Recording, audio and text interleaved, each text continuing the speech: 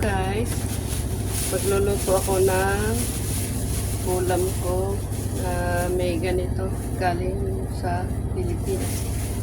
Maliliit na isda. Kalimutan ko yung pangalan nito.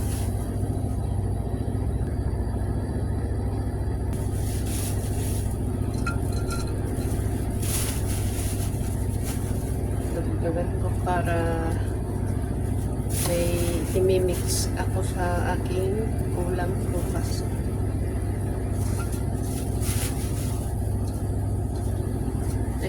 Hugasan pa pala ito. Hindi ko alam kung hugasan pa. Ay.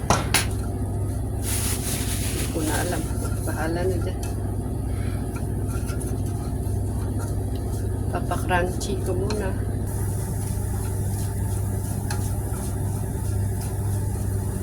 Ay, dapat nilagay. Sinabay ko yung luya at bawang. Para mabawasan yung lansa. Ito na yung bawang. Dapat kanina ko pa nilagay. Okay na yun. Mahina lang apoy, guys.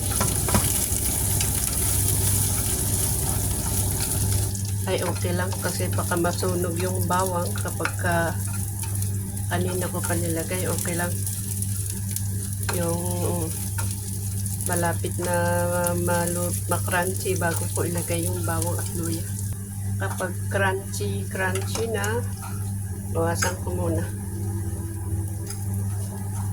para bukas ko. Halo ko sa bell pepper bukas. Bell pepper na slice ng pino din. Pino ko, sayang.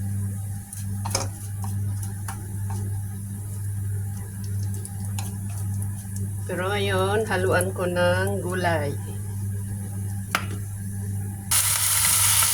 Gulay na lettuce.